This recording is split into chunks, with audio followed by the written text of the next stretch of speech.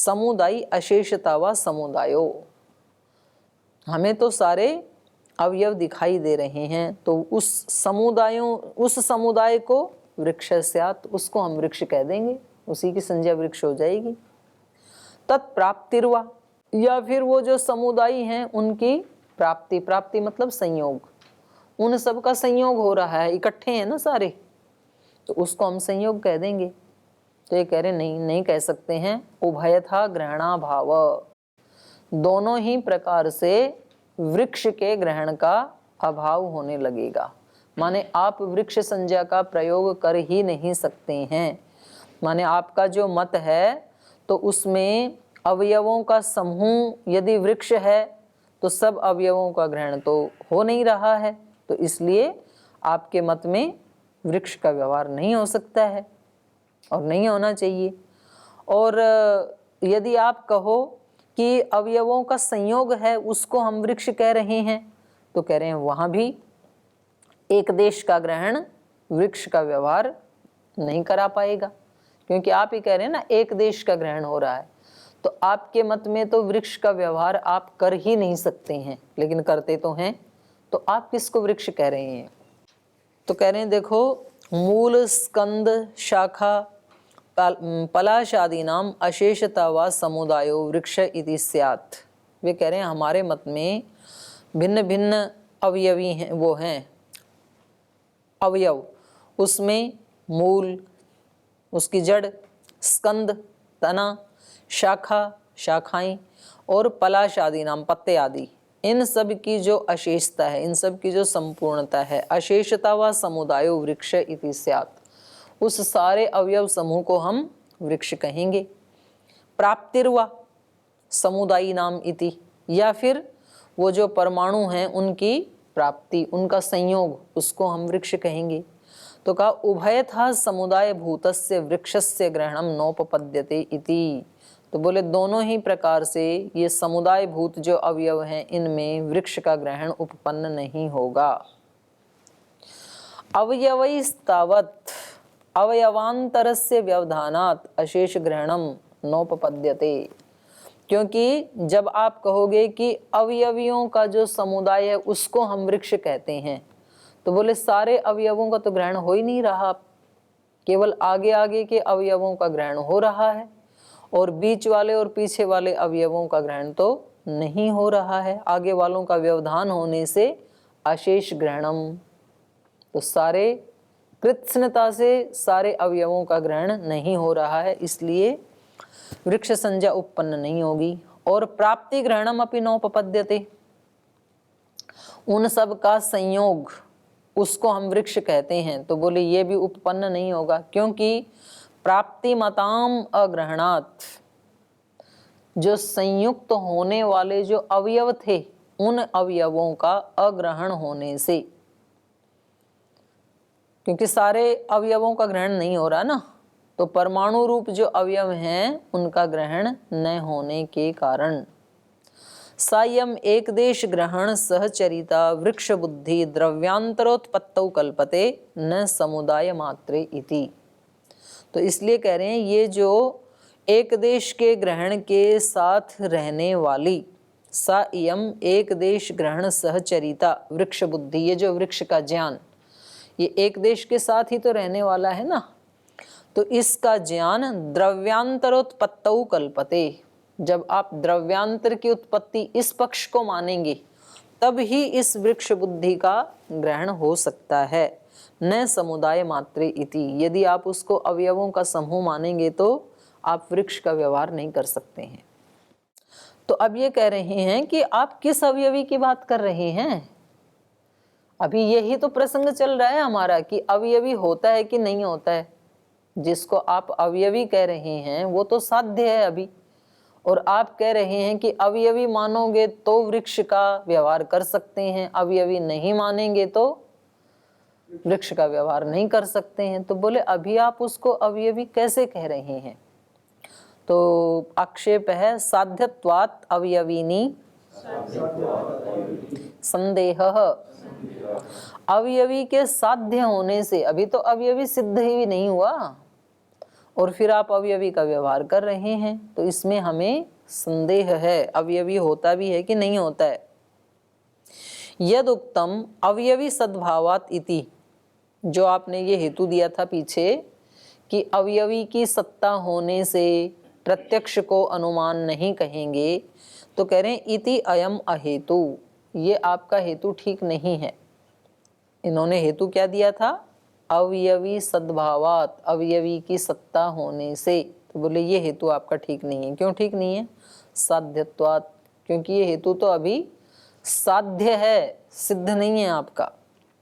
साध्यम तावत एतत् कारणेभ्यो द्रव्यांतरम उत्पद्यते इति, बोले अभी तो ये साध्य है कि कारणेभ्यो, जो एतत् कारणेभ्यो द्रव्यांतरम उत्पद्यते, ये जो अवयव हैं, ये जो कारणभूत अवयव हैं, इनसे द्रव्यांतर की उत्पत्ति होती है या नहीं होती है, ये तो अभी साध्य है। अनुपपादितम एतत्, तो ये जो असिद्ध है और इसको आपको अभी सिद्ध करना है, ये उपपादित नहीं है। अनुपपादितम एतत्, अवयवी होता है कि नहीं होता है, इसको अभी आपको सिद्ध करना है। एवं च सति, ऐसा होते हुए, ऐसा होने पर विप्रतिपत्ति मात्रम भवति, आपका और हमारा पक्ष क्या है? विरुद्ध है। हमारा पक्ष भी बना हुआ है, हम कह रहे हैं अवयवी नहीं होता है, आप कह रहे हैं अवयवी होता है। तो कह रहे हैं एवं सति, ऐसा होने पर विप्रतिपत्ति मात्रम भवति, और विप्रतिपत्तिश्च अवयवीनि संशय इति, और विप्रतिपत्ति होने से, विरोध होने से, क्योंकि अभी तो आपने हमारा खंडन किया नहीं, तो इसलिए आपके अवयवी में अभी संशय है, अवयवी की सिद्धि अभी नहीं हुई है। तो इसका उत्तर दे रहे हैं सिद्धांती। सर्वाग्रहणम अवयवी असिद्धे, तो कह रहे हैं अवयवी असिद्धे, अवयवी की असिद्धि यदि मानेंगे, उसको सिद्ध नहीं मानेंगे, तो सर्व अग्रहणम, सब कुछ का ही अग्रहण होने लगेगा। क्योंकि जो भी हम लोक में व्यवहार करते हैं तो किसके आधार पे करते हैं? अवयवी के आधार पे ही करते हैं।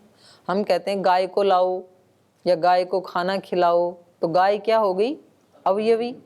यदि हम कहें कि अवयवों के समूह को लाओ, तो कौन से अवयवों के समूह को लाएं?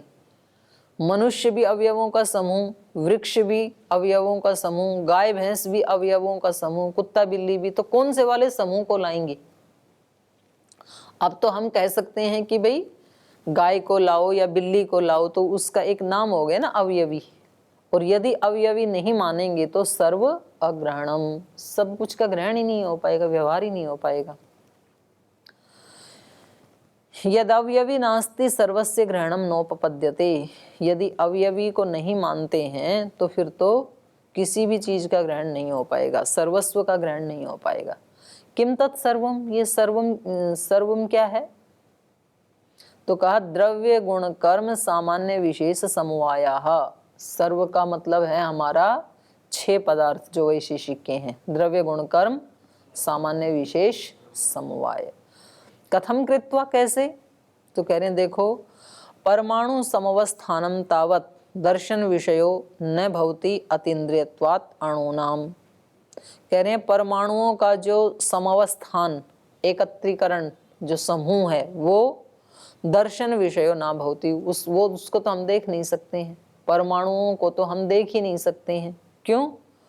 अणूनाम अतीन्द्रियत्वात्, क्योंकि परमाणु तो आंखों से दिखाई नहीं देते, बहुत सूक्ष्म होते हैं ना, तो वो अतीन्द्रिय होने से उनको तो देख ही नहीं सकते हैं।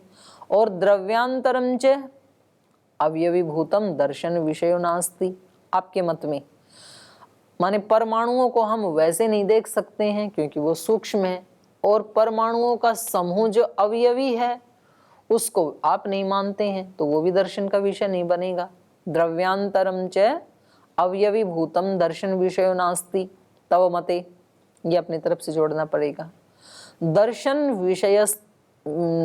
विषयस्थश्च इमे द्रव्यादयो गृह्यन्ते, लेकिन कह रहे हैं दर्शन के विषय, ये जो दृष्टिगोचर होने वाले जो द्रव्य आदि हैं, ये तो गृह्यन्ते, तो गृहीत होते हैं ना, पृथ्वी आदि, ये तो दर्शन के विषय हैं। तो ये द्रव्यों के जैसे 9 द्रव्य है ना, और उनमें एक पृथ्वी है, और फिर पृथ्वी के भी कितने सारे द्रव्य हैं, हम सब पार्थिव द्रव्य ही हैं। तो बोले ये तो दिखाई दे ही रहे हैं, आपको भी दिखाई दे रहे हैं, हमें भी दिखाई दे रहे हैं। ते निरधिष्ठाना न गृहेरन, ये तेन है, इसमें न को हटा लीजिए, ते आएगा।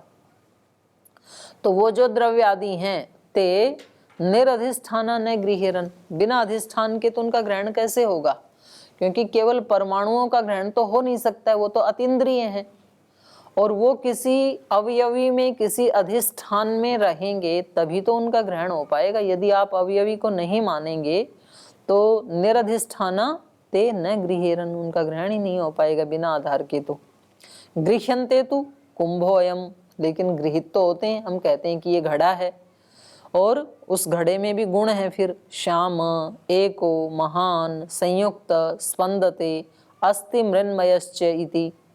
तो बोले आप घड़े में, ये तो आप भी बोलते हैं ऐसी भाषा तो, कि एक घड़ा है, काला है, एक है और बड़ा है, महान है, संयुक्त है, स्पंदते, इसमें गति आदि भी हैं, अस्ति मृन्मयश्च इति, और ये मिट्टी का घड़ा है। तो ये सारे विशेषण हो गए ना, तो ये प्रयोग आप भी करते हैं, इन विशेषणों का, इन गुणों का भी प्रयोग करते हैं। तो इसमें क्या क्या आ गया, घड़ा है, एक है, महान है, ये तो द्रव्य का हो गया, नहीं घड़ा है ये तो द्रव्य हो गया, और श्याम है, एक है, महान है, ये गुण हो गए, द्रव्य गुण, और संयुक्त स्पंदते ये कर्म हो गया, है ना, और अस्ति मृन्मयश्च ये विशेष हो गया। पहले घड़ा तो सामान्य था, पर मृन्मयश्च ये विशेष हो गया। तो ये सारे इसमें गृहीत हो गए ना, द्रव्य गुण कर्म सामान्य विशेष समवाय। संति च इमे गुणादयो धर्मा इति, तो ये जो गुणादि हैं ये क्या हैं, इसके धर्म हैं। तेन सर्वस्य ग्रहणात् पश्याम अस्ति द्रव्यांतर भूतो अवयवी इति।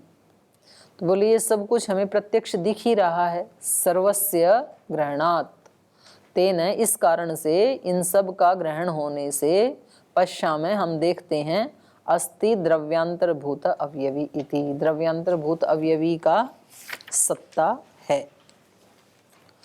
तो यहाँ तक इन्होंने अवयवी की सिद्धि कर दी। अब आगे एक हेतु दे रहे हैं, धारणाकर्षणोपपत्तिश्च। अवयवी को क्यों मानते हैं, बोले धारण और आकर्षण की उपपत्ति होने से भी अवयवी की सत्ता है। क्योंकि धारण गुण किस में हो सकता है, अवयवी में। धारण करना मतलब जैसे ऐसे घड़े को हाथ पे उठा लेते हैं तो ये धारण करना हो गया ना, लेकिन मिट्टी के ढेर को तो ऐसे नहीं उठा सकते हैं आप हाथ पे। और आकर्षण मतलब ऐसे उठाना, तो उसके घड़े के एक किनारे को पकड़ के आप ऐसे उठा लेते हैं, पर मिट्टी का ढेर पड़ा हो उसको ऐसे उठा सकते हैं क्या, उसमें तो नहीं होगी। तो धारण और आकर्षण की उपपत्ति होने से भी, माने उसके एक भाग से उठाना, इसको आकर्षण कहते हैं। तो ये उपपत्ति समूह में नहीं हो सकती है, अवयवों के समूह में। तो ये उपपत्ति होने से भी अवयवी की सत्ता है, ऐसे मानना पड़ेगा। अवयवी अर्थांतरभूत इति, जो ये अवयव हैं इनसे अर्थांतरभूत अवयवी है। क्यों है, संग्रहकारिते वै धारण आकर्षणे, उनके संग्रह से धारण और आकर्षण ये दो किए गए हैं। वो जो अवयव थे संग्रहकारी थे, उनका संग्रह करने से धारण आकर्षणे वै कारिते, धारण और आकर्षण ये गुण उसमें उत्पन्न कर दिए गए उनका संग्रह से। तो बोलिए संग्रह क्या है, तो कह रहे हैं संग्रहो नाम संयोग सहचरितम गुणांतरम स्नेह द्रवत्वम कारितम अपाम संयोगात आमे कुंभे, और अग्नयो अग्नि संयोगात्म मक्वे नहीं पक्वे, पै कर लो इसको, अग्नि संयोगात पक्वे। कह रहे हैं ये संयोग क्या है, तो संयोग को बता रहे हैं, संग्रह को। संग्रहो नाम संयोग, संग्रह का मतलब है संयोग, नहीं संयोग सहचरितम गुणांतरम, संग्रह का मतलब क्या है? संयोग के साथ रहने वाला गुणांतर। संयोग गुण के साथ रहने वाला एक और गुण है, उसको कहते हैं संग्रह। और संग्रह क्या है? स्नेह द्रवत्वकारितम। ये जो संग्रह है ये संयोग के द्वारा, संयोग के साथ रहता है और स्नेह द्रवत्व के द्वारा कारित है। माने स्नेहत्व और द्रवत्व ये इसको उत्पन्न करते हैं। तो कहा अपाम संयोगात आमे कुंभे। ये जो संग्रह है ये जल के संयोग से तो कच्चे घड़े में रहता है। आम मतलब कच्चा, आमे कुंभे कच्चे घड़े में रहता है। और अग्नि संयोगात पक्वे कुंभे। और अग्नि के संयोग से ये संग्रह नाम का गुणांतर पक्के घड़े में रहता है।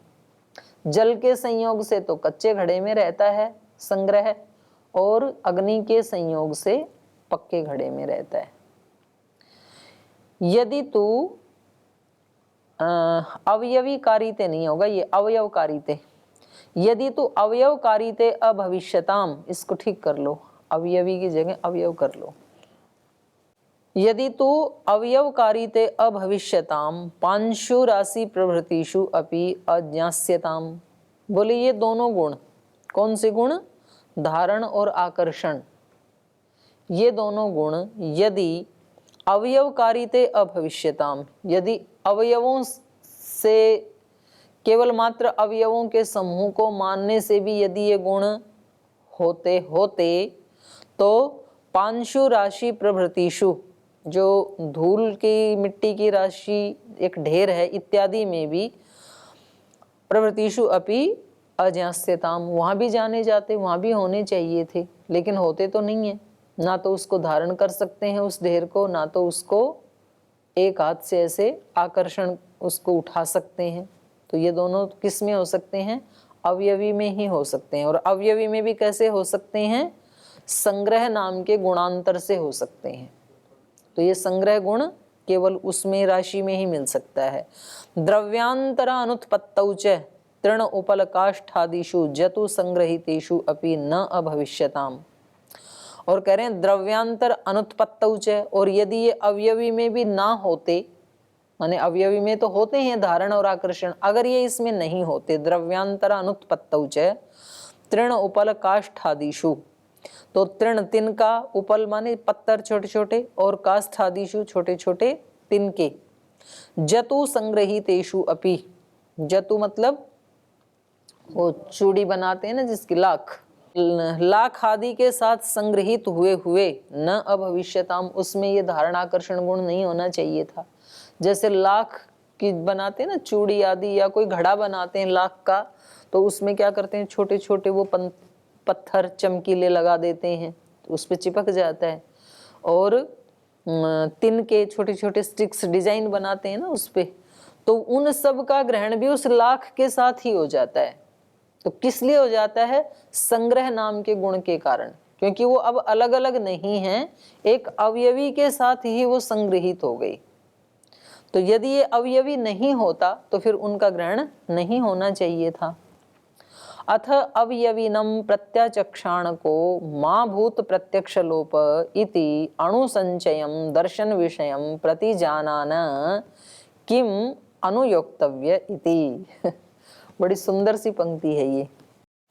तो कह रहे हैं, सिद्धांती कह रहे हैं, अथ अवयविनम प्रत्याचक्षाणक, अवयवी का खंडन करते हुए, ये जो पूर्व पक्षी है जो अवयवी का खंडन कर रहा है, इस अवयवी का खंडन करने वाले को मां भूत प्रत्यक्ष लोप, हमारे प्रत्यक्ष का लोप ना हो, क्योंकि ये प्रत्यक्ष को मानता ही नहीं है, तो प्रत्यक्ष का लोप ना हो, इति अणुसंचयम दर्शन विषयम प्रतिजानान, परमाणुओं के संचय को ही दर्शन का विषय मानते हुए, किम अनुयोक्तव्य इति, माने इसका खंडन कैसे करना चाहिए।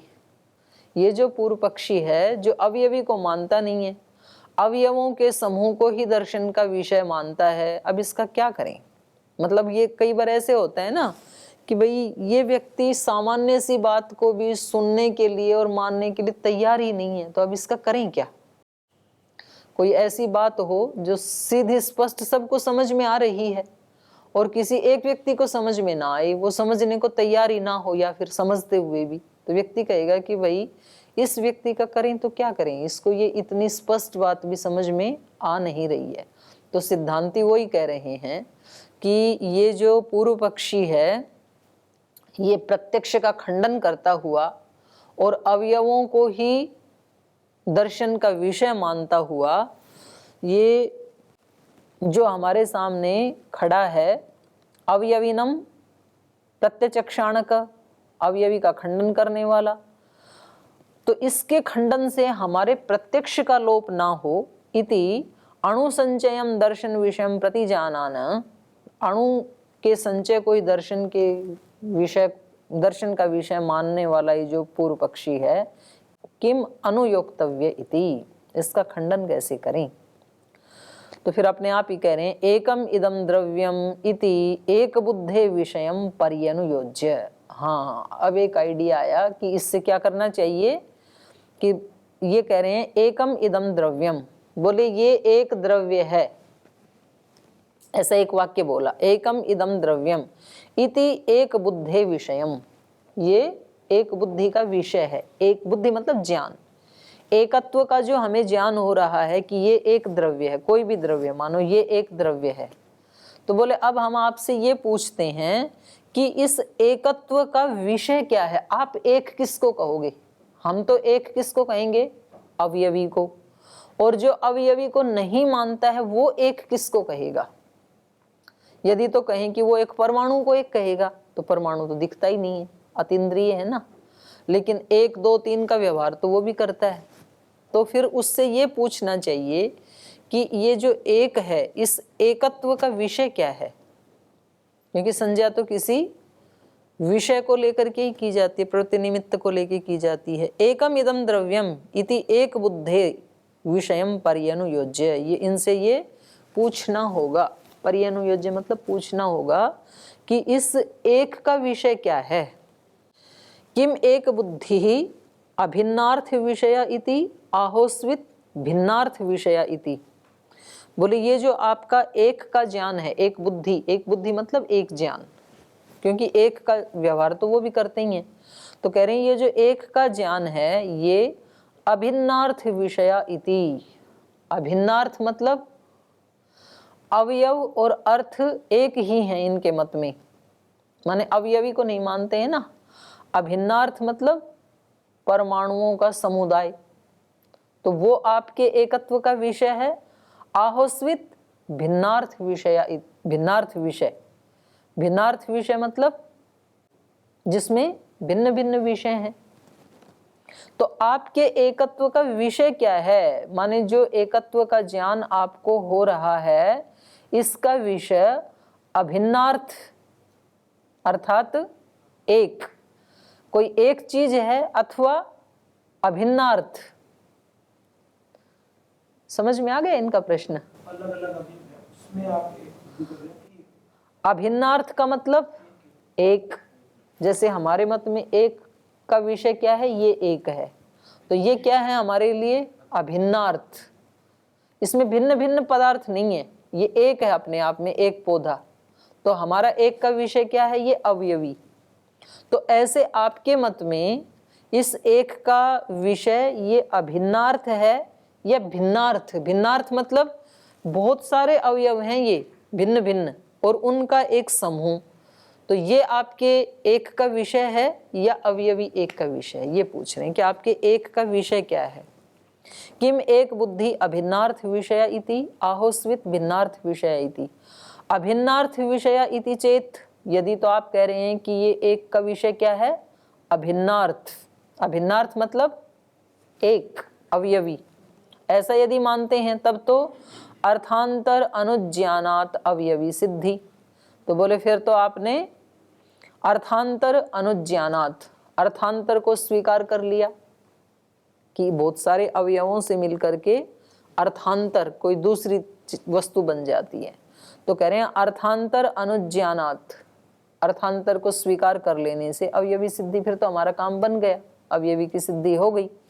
और यदि आप कहते हैं कि एकत्व का विषय क्या है, नानार्थ विषय इति चेत, यदि आप कहते हैं कि भिन्न भिन्न अवयव हैं हमारे एकत्व का, तो कह रहे हैं फिर भिन्नेषु एक दर्शन अनुपपत्ति। तो भिन्न भिन्न अवयवों में एक बुद्धि, एक का ज्ञान होना, ये तो अनुपपत्ति, ये तो हो ही नहीं सकता है। भिन्न को एक कैसे कह सकते हैं, अनेक को एक कैसे कह सकते हैं।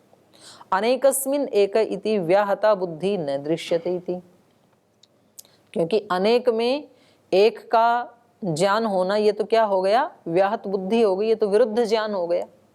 अनेक हैं तो एक नहीं है, और एक है तो अनेक नहीं है। तो अनेक को तो आप वैसे सिद्ध नहीं कर पाएंगे। और यदि आप कह रहे हैं अभिन्नार्थ आपके एकत्व का विषय है, तब तो ठीक है, हमारी बात सिद्ध हो ही गई, अवयवी की सिद्धि हो ही गई फिर तो ये इनसे पूछा। तो अब ये सोच रहे हैं कि मैं क्या उत्तर दूं, तो ये कह रहे हैं कि देखो भिन्नार्थ में भी एक बुद्धि हो सकती है। जैसे सेना में जो सैनिक चलते हैं, तो एक सैनिक चलता है कि भिन्न चलते हैं, अनेक चलते हैं।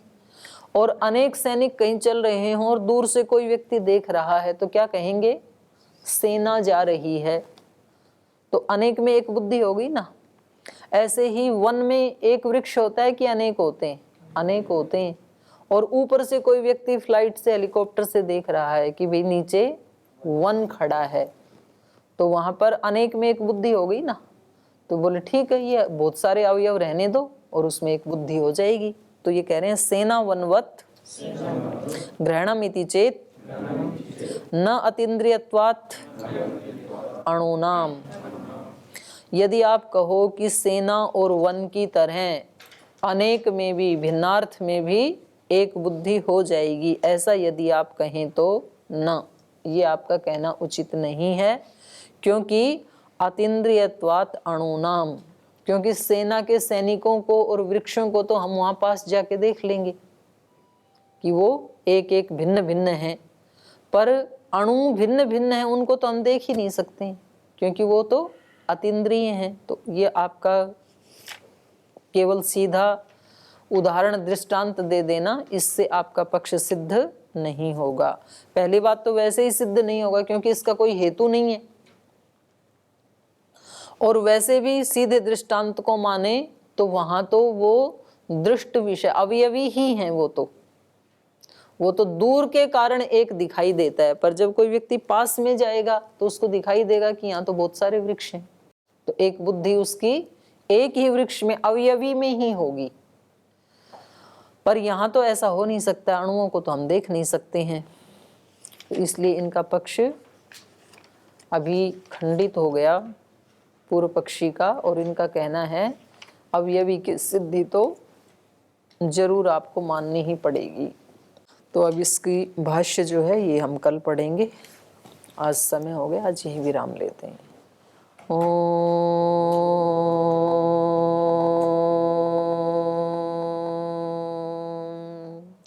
शांति शांति शांति। श्री गुरुभ्यो नमः।